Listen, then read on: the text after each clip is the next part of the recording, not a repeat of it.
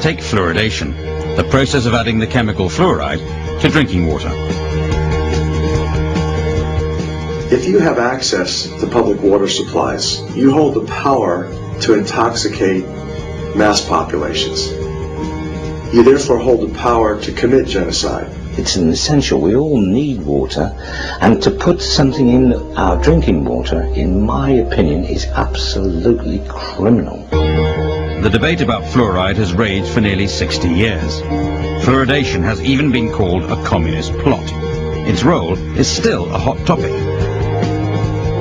Fluoride is not only a great rat poison, but it is toxic to human beings. I've never seen any kind of scientific study or know of one that has proved the ill effects of fluoridation. It is a drug and it is a poison. The element fluoride is naturally present in some drinking water. Unfortunately, that gives the notion that it's safe, which it's not. The first artificial fluoridation occurred in 1945 in the United States. Water is now fluoridated in the U.S. just about everywhere, and generations have grown up with it, and with much better teeth as a result. Worldwide, there's 300 million people receiving fluoridated water for 30 or 40 years. But for the anti-fluoride camp, it's not just about dental health. It's far more sinister. It's a scam. It's a way of getting rid of a noxious product through the human kidney and get very well paid for it. The conspiracy theory is that fluoride is a waste product which is put into water, solving a disposal problem for big business. It's a waste product of the fertilizer industry, it's a waste product of brick making, and it's also a waste product of aluminium smelting. The story goes, industries can sell fluoride to the water companies instead of paying for it to be disposed of. The idea this is an ingenious scheme for dumping waste is another one of these fantasies, I'm afraid. But what about the argument that fluoride improves dental health?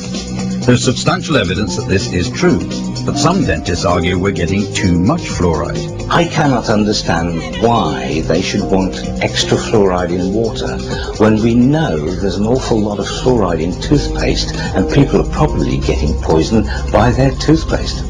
Perhaps arguments about fluoridation mask deeper fears. We should not be allowing the government to dictate what should be injected into our bodies or placed in our water supplies.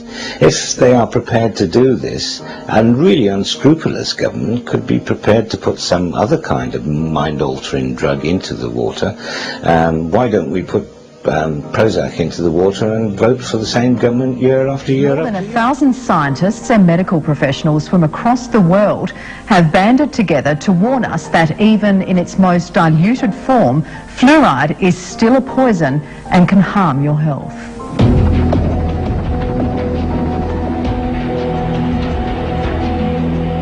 This is one pollutant that we capture in the phosphate fertilizer industry, and having captured it, we can't dump it into the sea, but we put it into our own drinking water. It's extraordinary. Fluoride in our water supply is a very real and ever-present risk to our population at large. A radical view that's made Adelaide dentist Dr. Andrew Harms a renegade among his colleagues and the professional body he once headed in South Australia. The ADA and other dental professional groups will not speak to anybody from the anti-fluoridation side, but I've been asked to not refer to myself as a past president of the Dental Association of South Australia. In fact, I'm no longer a member of the Dental Association over this issue. Dr. Harms has joined the growing movement of public discontent about adding fluoride, a potent poison in its most concentrated form, to our drinking water. The chemical fluoride itself is dangerous, but also I'm concerned about the arsenic levels and the lead levels as a result of these chemicals being dumped in the water supply. Lead levels? Yes, there's recent evidence from North Carolina University that the fluoridated chemicals, the group of chemicals, the FSAs, leach lead into the water supply, particularly if water's standing in old leaded pipes and around leaded brass fittings. 600 health professionals and scientists, including Dr. Arvid Carlson, a Nobel laureate of medicine, are calling on Congress to ban the use of fluoride immediately. Among the petitioners, Bob Carton, a former Environmental Protection Agency scientist. He says fluoridating water was a mistake from the beginning. It was a foolish thing to do years ago. They didn't have enough information. They hadn't really been tested. In fact, a 2005 Centers for Disease Control study found too much fluoride has caused irreversibly discolored teeth in 1 out of 3 children.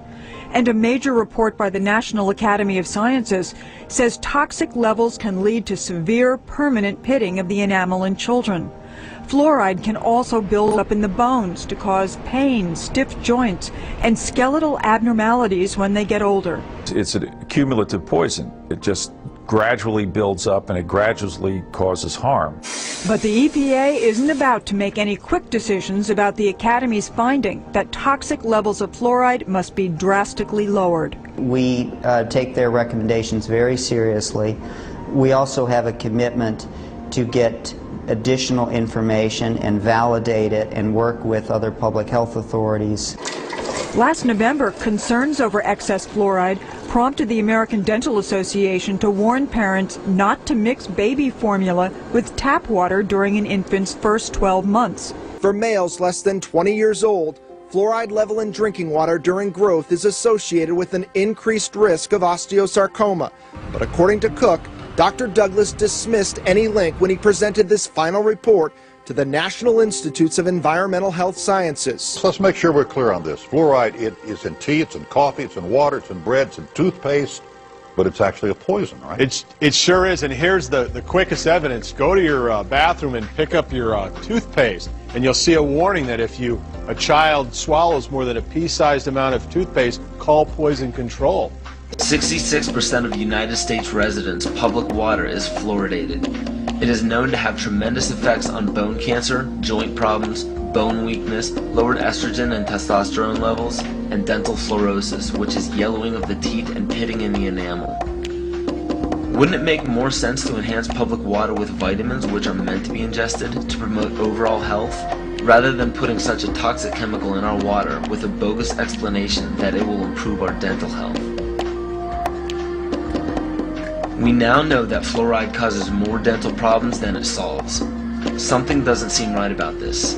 Do you honestly believe that these companies care deeply enough for the people to spend large amounts of their own money to fluoridate public water when the people already purchase their own toothpaste? But there's a difference between toothpaste and drinking water. We don't ingest toothpaste. If you go to any hardware store and look at any rat poison product, you will only find one ingredient: sodium fluoride. It is the most toxic ionic molecule outside of potassium dichromate. Now Dannon, along with other companies, have begun fluoridating bottled water. It is becoming increasingly difficult to get away from.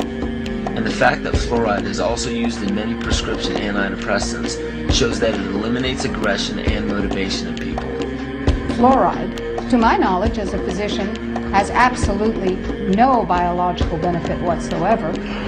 But one of the significant things is that the Russians carried out all sorts of experiments on people living in the Gulag. One of them, of course, was to fluoridate the water. Why? You fluoridate the water, why people are not as aggressive as they ordinarily would be. In fact, what is the active ingredient in Prozac that is so widely distributed in America today? Why, it's a fluoride compound. And now, we are finding that public water nationwide is showing up with arsenic, lead, cadmium, and thermonium, which is a radioactive form of lead. Cancer, lowered sex drive, birth defects, sedation, and brain defects. Does this not sound like a wonder drug for anyone aiming to control a population?